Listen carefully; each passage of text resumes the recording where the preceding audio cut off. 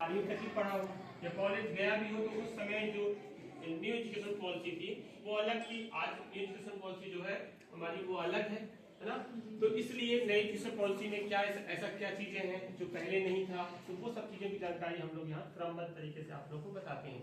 तो पहले सब्जेक्ट के बारे में आपको बताएं, सब्जेक्ट क्या होते हैं। वहाँ 3 तरह के सब्जेक्ट आपको मिलेंगे। जो मेन चीज है, एक होता है मेजर, एक होता है माइनर और एक होता है एमडीसी।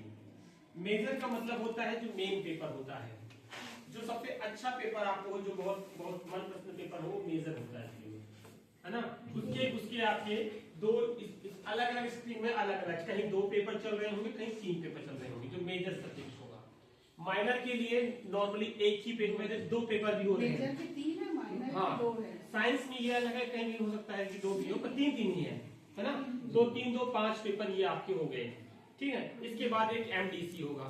एमडीसी का मतलब कुछ ऐसा समझिए कि जो चीजें आपने यहाँ पढ़ी हुई है, जैसे मान लो आप साइंस वाले बच्चे हो, तो जो साइंस में जो सब्जेक्ट आपने पढ़े हुए हैं, जैसे केमिस्ट्री पढ़ी होगी आप लोगों ने, है ना। साइंस वाले जो केमिस्ट्री पढ़ रहे होंगे, और एक बायोलॉजी करके एक पेपर होगा वो और एक पेपर कौन सा है, फिजिक्स, है ना। तो ये 3 पेपर आप बाद में पढ़ के गए हो, पर जब वहाँ एमडीसी लेंगे तो ये 3 पेपरों में से 3 पेपर में से कोई भी पेपर में एमडीसी नहीं होगा, याद रखिएगा आप, ठीक है ना। तो यदि आपने बायोलॉजी लिया हुआ है, बायो में वहाँ अलग अलग चलेगा, बॉटनी है, जियोलॉजी है, क्या आप ले रहे हैं, या आप केमिस्ट्री ले रहे हैं मेजर पर, तो मेजर में डिसाइड हो गया कि 3 पेपर आपके होंगे।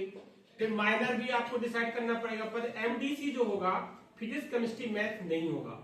इन फिजिक्स केमिस्ट्री मैथ्स मैंने बता दिया, जो मैथ्स वाले होंगे या बायो वाले जो होंगे, इन सब्जेक्ट को छोड़कर ही अदर सब्जेक्ट होगा।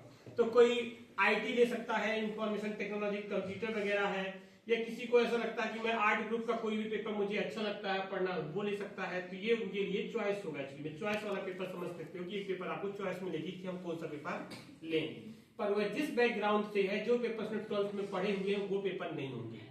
सेम आर्ट ग्रुप में जो बच्चे होंगे उनके लिए भी यही है। जो आर्ट ग्रुप में आप पेपर पढ़ रहे होंगे वो पेपर वहां नहीं पढ़ेंगे आप लोग।